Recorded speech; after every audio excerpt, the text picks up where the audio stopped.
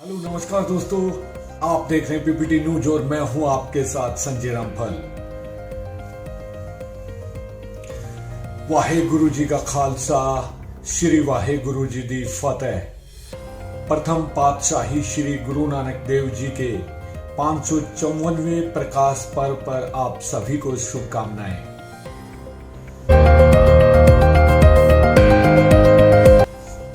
सेना के जवान ने धमकाया तो पत्नी ने उठाया खौफनाक कदम।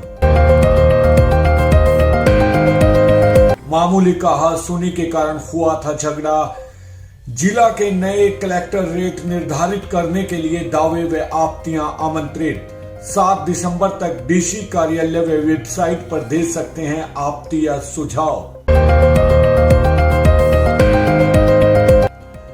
एसडीएम सुरेश कुमार ने बीएलओ को निर्देश दिए कि वे अपना काम निष्ठा के साथ करें। जो बुजुर्ग समाज के लिए कुछ करना चाहते हैं वे प्रहरी योजना से जुड़ने के लिए 112 पर डायल करें। मुख्यमंत्री श्री मनोहर लाल खट्टर।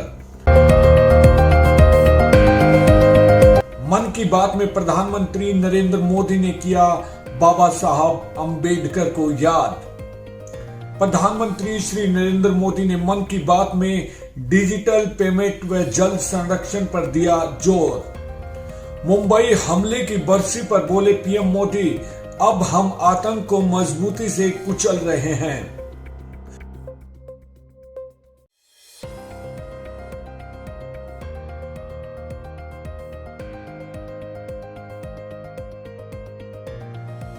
अब करते हैं फटाफट खबरों की तरफ रुख। वाहेगुरु जी का खालसा और श्री वाहेगुरु जी दी फतेह। प्रथम पातशाही श्री गुरु नानक देव जी के 554वें प्रकाश पर्व के अवसर पर गुरुद्वारा रेलवे स्टेशन चरखी दादरी विच बड़े हर्षोल्लास नाल मनाया जा रहा है। 25 नवंबर शनिवार अखंड पाठ रखा गया है। संगत आगे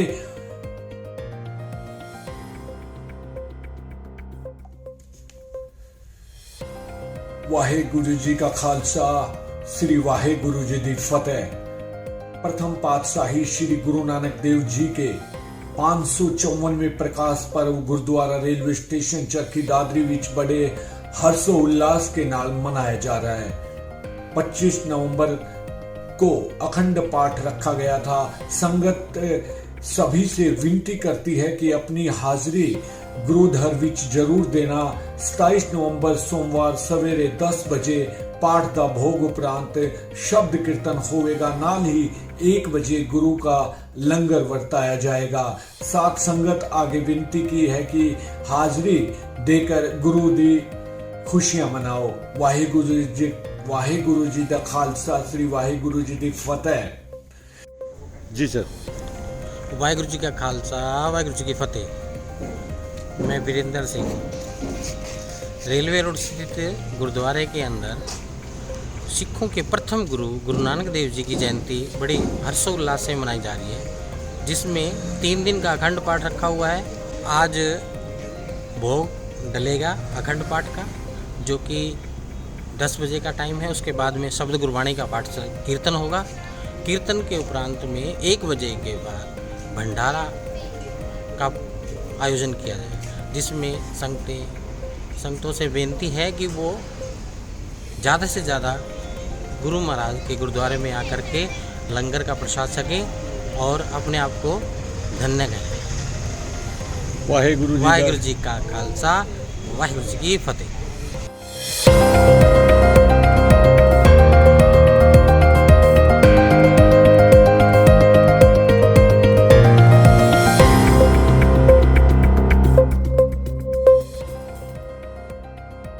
आईटीबीपी सैनिक की पत्नी ने पति के धमकाने पर खपा होकर आत्महत्या कर ली।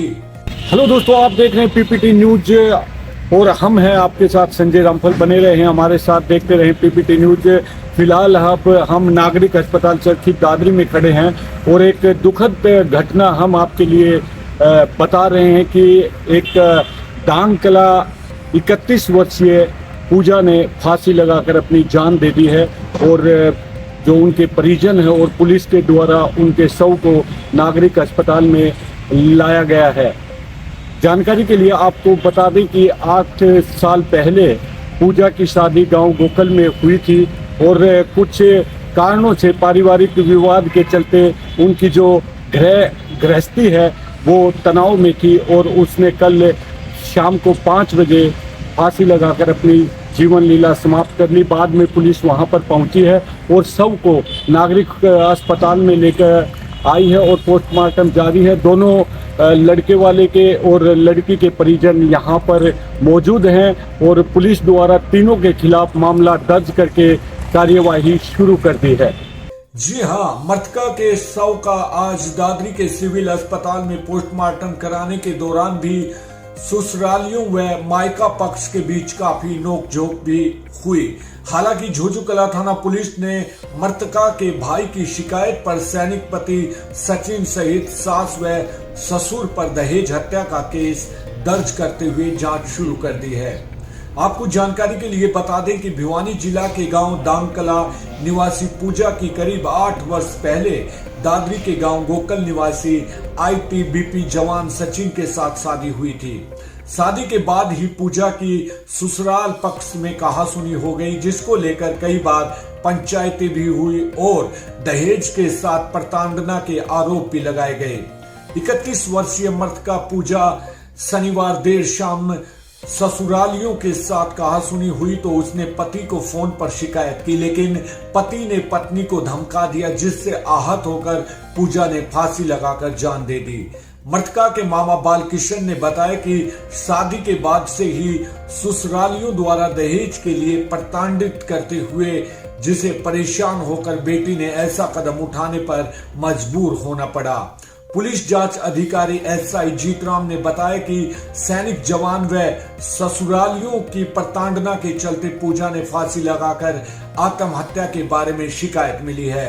मृतका के भाई की शिकायत पर पति सचिन, सास भतेरी व ससुर लाल सिंह के खिलाफ कई धाराओं के तहत केस दर्ज करते हुए आगामी कार्रवाई शुरू कर दी है।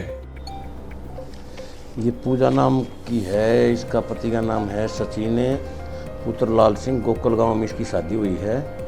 उम्र 31 वर्ष है। इसके 2 बच्चे हैं, एक लड़की 6 साल की, एक 3 साल की है। सास बतेरी देवी और ससुर लाल सिंह पति सचिन से तंग आकर इसने कल शाम को अपने बंद कमरे में फांसी लगा ली। पूजा का भाई है सोनू, उसकी शिकायत पर कानूनी कार्रवाई की जा रही है। 3 आदमी हैं, पूजा का पति, पूजा की सास और पूजा का ससुर। 306-34 IPC। मेरा नाम जी बालकिशन है, गांव बागेश्वरी है।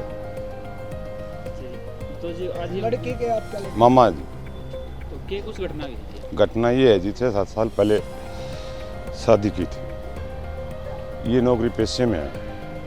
हमारे जो रिश्तेदार है उनका जो ब्याह था उस हिसाब से उन्हें शादी कर दी। ये उसी दिन से तंग करते आ रहे हैं, कुछ लिया ही नहीं, तू गया घर की है, ये है वो है।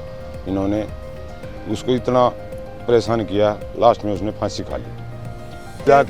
हाँ जी, बीच में जाकर के न ये हमारे भांजे ये अपनी मौसी को समझा के आए थे, अब कोई बात नहीं है, कोई बात नहीं है। कई दफ़ा ये ऐसा होते होते लास्ट में वो तंग पाकर उसने फांसी खा ली। पुलिस में भी यही शिकायत दी है जी, हमें सरकार की तरफ से न्याय मिले। हरियाणा परिवार उन बेटियों के लिए आज मुफ्त शिक्षा की घोषणा की है जिनकी वार्षिक आय 1,80,000 तक है। यह घोषणा सभी निजी और सरकारी कॉलेजों पर लागू होगी और जो फीस होगी वो सरकार द्वारा वहन की जाएगी। इसके साथ ही 1,80,000 से 3 लाख तक के वार्षिक आय वाले परिवार की बेटियों की कॉलेज, निजी और सरकारी की शिक्षा आधी फीस कर दी गई है। घोषणा करते हैं आज कि लड़कियों की शिक्षा चाहे वो प्राइवेट हो चाहे सरकारी हो, अभी तक सरकारी में फ्री होती है।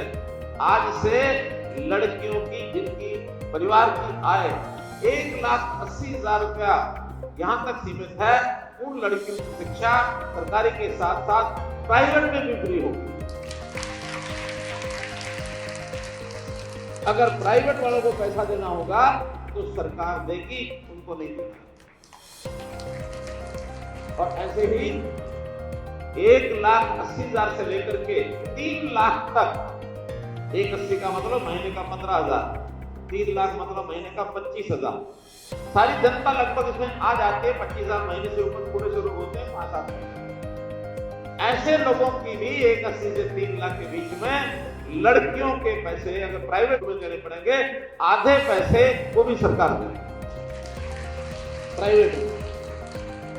अगले ही साल से जो मई से नए एडमिशन शुरू होंगे, जिसमें कॉलेज में भी बच्चों की शिक्षा, जैसे मैंने बताया, वो भी। हरियाणा में 1 जनवरी 2024 से 3,000 वृद्धा पेंशन मिलेगी। ऐसे हमारे बुजुर्ग भाई बहन जो 60 वर्ष के हो गए हैं, पेंशन लेने के हकदार हैं, और हमने जैसी अपनी योजना से सब लोगों को उनके घर जाकर अपने सरकारी किसी भी अधिकारी कर्मचारी को भेज करके पूछवाया कि आप ये ओल्ड एज पेंशन लेना चाहते हैं तो इस पत्र पर हस्ताक्षर करिए। लगभग प्रदेश में 40,000 ऐसे बंधु हैं जिन्होंने कहा कि नहीं, हम अपना काम अपने आप चला लेंगे, व्यवस्था हमारे पास है, इसलिए हम इस पैसे को नहीं लेना चाहते। जैसे अभी हम जानते हैं कि 2,750 रुपया प्रति मास ऐसे बुजुर्ग भाइयों बहनों को मिलता है। अगले महीने से अर्थात जनवरी से ये राशि 2,750 के बजाय और 3,000 रुपया महीना होने वाली है। हमारे कुछ ऐसे डिपार्टमेंट हैं जिन डिपार्टमेंट्स के जो रिटायर्ड कर्मचारी हैं, उनके जिम्मे जब लगाया कि प्रदेश में ऐसे लोग 60 वर्ष से ऊपर है, उनकी देखभाल करें, तो इस प्रहरी योजना के अंतर्गत उनके जिम्मे लगाया है कि ऐसे सब परिवारों के घरों में वो जाएं, और विशेष तौर पर जिनकी आयु 80 वर्ष या इससे ऊपर हो गई है। 80 वर्ष से ऊपर के आयु के ऐसे लगभग 3,30,000 बुजुर्ग हरियाणा प्रांत में हैं। और एक और बड़ी जो चिंता की बात ये भी है कि उसमें से लगभग 1% से ऊपर 3,600 लोग ऐसे भी हैं जो अकेले रहते हैं। उनके परिवार के अंदर इस प्रकार की सहायता करने वाला व्यक्ति या तो होगा नहीं, या किसी कारण से उनकी देखभाल करने में हिचकिचाते होंगे, वो अकेले रहते हैं। अकेले रहने में कितनी असुविधा होती होगी, हमने भी ये विचार करके और ऐसे 3,600 लोगों के लिए एक व्यवस्था बनाई है। सेवा आश्रम इस नाते से बनाया जाए तो वरिष्ठ नागरिक सेवा आश्रम, इस योजना को बनाने का हमने आह्वान किया है। अपने सरकार की ओर से इस काम को शुरू भी कर दिया गया है। रेवाड़ी में एक ऐसा आश्रम खोला जा चुका है, करनाल में निर्माणाधीन है, और अन्य 14 जिलों में इसके लिए भूमि भी और ले ली गई है। आज मुझे एक और मन में जो विचार आता है आपके सामने रखता हूं कि जैसे 40,000 लोग आप लोगों ने इस पेंशन का त्याग किया है, 3,000 रुपया जैसा अगले महीने से शुरू हो जाएगी। अगर हिसाब लगाते हैं तो प्रति मास 12 करोड़ रुपया ये बनता है, साल में लगभग 100 करोड़ रुपया बनता है। तो मैंने एक योजना अपने मन में सोची है जिसकी घोषणा करता हूं कि हम ये इस वर्ष का 100 करोड़ रुपया, ये जो सेवाश्रम बनेंगे, इन सेवाश्रम को बनाने के लिए सभी 22 जिलों में इसका एक बजट ये सैंक्शन कर रहे हैं, ताकि उनके भवन बन सके, उनकी देखभाल के लिए ये व्यवस्था हो सके। साथ ही 80 वर्ष आयु से अधिक के अकेले रहने वाले नागरिकों के लिए वरिष्ठ नागरिक सेवा आश्रम योजना बनाई है। आज एक योजना के अंतर्गत आपको ये भी बताना चाहता हूं कि ऐसे जो बुजुर्ग जिनका शरीर साथ देता है, जो कुछ समाज के लिए काम कर सकते हैं, तो ये जो पुलिस द्वारा शुरू की गई रिटायर्ड कर्मचारियों के द्वारा योजना है, जिसको हमने प्रहरी योजना कहा है, हम लोग भी इसमें साथ जुड़ सकते हैं। और प्रहरी योजना में जुड़ने के लिए आपके मन में एक जिसको कहना चाहिए उत्साह निश्चित रूप से होगा ही। आपके मन की अगर योजना इसमें शामिल होने की है, तो आपने बहुत एक साधारण से तरीके से इसके साथ जुड़ने का तरीका मैं आपको बता रहा हूँ कि पुलिस की हमारी जो सेवा सर्विस 112 है, 112 है। आप 112 के ऊपर केवल डायल करना है, उनसे बताना है कि मैं प्रहरी योजना से जुड़ना चाहता हूं। आपको एक वहां निश्चित व्यक्ति जो प्रहरी योजना का इंचार्ज होगा, उसके साथ जोड़ दिया जाएगा।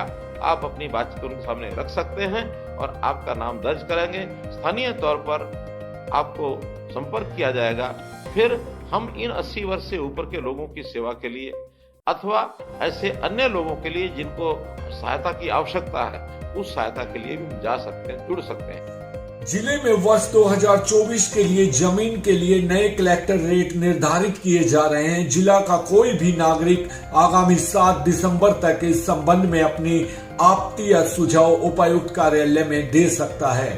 उपायुक्त मनदीप कौर ने बताया कि वर्ष 2024 के लिए प्रस्तावित कलेक्टर रेट को जिला की वेबसाइट पर अपलोड कर दिए गए हैं। वेबसाइट पर कोई भी नागरिक इसे देख सकता है। किसी नागरिक को इस संबंध में कोई आपत्ति या सुझाव है तो वह 7 दिसंबर तक उपायुक्त कार्यालय की HRRC शाखा कमरा नंबर 12 में दस्ती व रजिस्टर्ड डाक से दे सकते हैं। इसके अलावा वेबसाइट पर जाकर ऑनलाइन आपत्ति भी दर्ज करवा सकते हैं।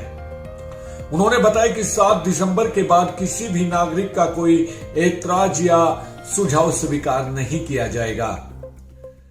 मतदाता सूची पुनरीक्षण के तहत शनिवार व रविवार को बूथ पर लगाए गए विशेष कैंप का एसडीएम सुरेश कुमार ने निरीक्षण किया और लोगों को जागरूक किया कि सभी पात्र के वोट जरूर बनवाएं तथा सही तरीके से फॉर्म भरकर दें। एसडीएम ने बीएलओ को निर्देश दिए हैं कि वे अपना काम निष्ठा के साथ करें और साथ ही पुनरीक्षण कार्य को गंभीरता से लें। एसडीएम ने अनुपस्थित मिले बीएलओ को कारण बताओ नोटिस भी जारी किया है। उन्होंने कारी मौत, कारी रूपा, सिरसली, डाडमा, श्यामकला, द्वारका, धनारसरी, कादमा, कन्हड़ा, नीमड़ी, बडेसरा, चांदवास व नांदा आदि गांव के बूथों को चेक किया। मन की बात में प्रधानमंत्री नरेंद्र मोदी ने किया बाबा साहब अंबेडकर को याद। प्रधानमंत्री श्री नरेंद्र मोदी ने मन की बात में डिजिटल पेमेंट व जल संरक्षण पर दिया जोर। मुंबई हमले की बरसी पर बोले पीएम मोदी, अब हम आतंक को मजबूती से कुचल रहे हैं। आपको बता दें कि प्रधानमंत्री श्री नरेंद्र मोदी महीने के अंतिम रविवार को मन की बात कार्यक्रम के तहत लोगों से रूबरू होते हैं। इसी कड़ी में भाजपा पदाधिकारियों द्वारा आज 26 नवंबर को दादरी विधानसभा के बूथ नंबर 164 पर मन की बात सुनी गई। प्रधानमंत्री श्री नरेंद्र मोदी जी द्वारा 26/11 आतंकी हमला जिसमें मुंबई और पूरे देश को थर्रा दिया था, उसको याद करते हुए कहा कि हमने आतंकवाद को पूरे हौसले और मजबूती के से कुचला है। पीएम मोदी ने मुंबई हमले में अपना जीवन गंवाने वाले सभी लोगों को श्रद्धांजलि दी है।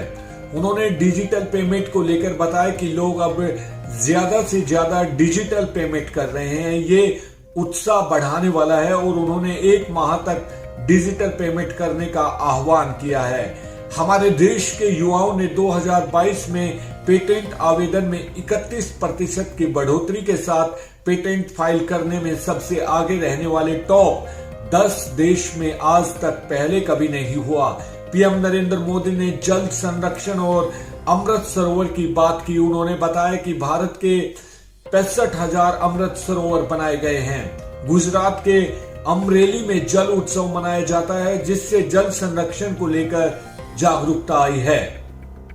अंबेडकर को याद करते हुए पीएम मोदी ने कहा कि 1949 में आज के ही दिन संविधान सभा भारतीय संविधान को अंगीकार किया था। जब साल 2015 में हम बाबा साहेब अंबेडकर की 125वीं जयंती मना रहे थे, उसी समय 26 नवंबर को संविधान दिवस के तौर पर मनाने का विचार आया था। उसके बाद से हर साल हम इसी दिन को संविधान दिवस के रूप में मनाते आ रहे हैं। तो दोस्तों, आज ये थी अहम खबरें। आपको ये भी बता दें कि जो बेजुबान जानवर हैं, सांड हैं, वो सड़क पर लड़ते रहते हैं, तो जरा इनसे बचकर चलिएगा। पता नहीं, इनसे अगर आप बचकर नहीं चलेंगे तो ये कुचल भी सकते हैं। ऐसा ही एक दृश्य हमारे पीपीटी न्यूज ने देखा, वो आपको हम दिखाते हैं।